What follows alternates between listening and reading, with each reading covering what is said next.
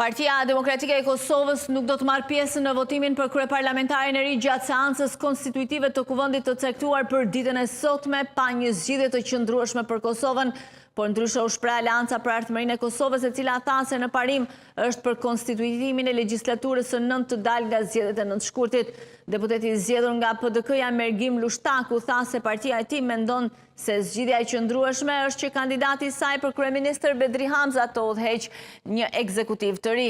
Ai tha se Partia Demokratike e Kosovës ka zhvilluar takime me partitë e tjera që në legjislaturën e kaluar kanë qenë në opozitë dhe u bëri thirrje që të kenë një qëndrueshmëri në premtimet që kanë bërë sa i përket mos zgjidhjes së kryeministrit aktual në detyrë Albin Kurti apo mosdhënies së mundësisë për formimin e qeverisë Kurti 3.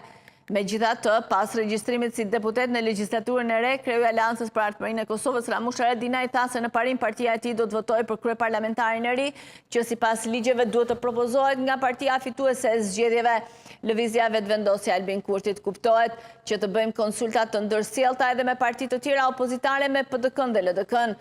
Por besoj se konstituimi i kuvendit është interesit të gjithëve, tha ai. Ndërkaq sa i përket krijimit të qeverisë së re, Haradinaj tha se po punon që ajo të krijohet nga partitë opozitare. Megjithatë, ai tha se bërja e shumicës nga opozita është ndërlikuar për shkak të deklaratës së kreut të nismës socialdemokrate Fatmir Limaj se nuk ka vija të kuqe për bashkëpunim me lëvizjen vetëvendosje.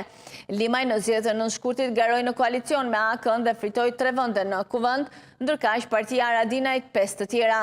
Ka qenë shumë i vështirë krijimi i shumicës nga opozita, pozicionimi i tij i hershëm e ka bërë edhe më të vështirë. Ka qenë i parakohshëm dhe nëse Nisma dhe Limaj mbështesin pushtetin, kuptohet që ata ndahen nga ne.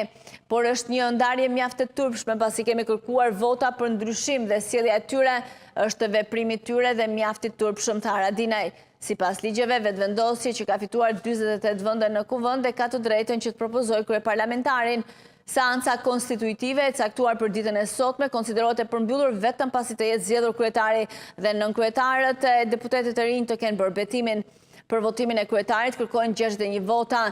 Vetëm pas kësaj, lëvizja vetëvendosje do të mund të vazhdojë me përpjekjet për të formuar qeverinë e re për të cilën po ashtu kërkohen 61 vota. AK-ja dhe Lidhja Demokratike e Kosovës janë shprehur kundër bashkëpunimit me vetëvendosjen për qeverinë, por Nisma që i ka vendosur një kusht dhe nuk ka vendosur vija të kuqe, ndërkaq Hamza nga PDK-ja ka thënë se ndonë se nuk ka vija të kuqe për asnjë parti, preferon një ekzekutiv pa lëvizjen vetëvendosje. Megjithatë, Kurti nuk e ka mbështetjen e plotë e partive jo serbe tradicionalisht kanë mbështetur qeverinë. Disa nga partitë jo serbe që kanë 10 ulse në kuvend kanë paraqitur kërkesa në këmbim të votës së tyre për qeverinë. Nëse vetëvendosja dështon të formojë qeverinë, atëherë është në dorë të presidentes Vjosa Osmani që të mandatojë një subjekt politik që dëshmon se i ka numrat për qeverinë e re.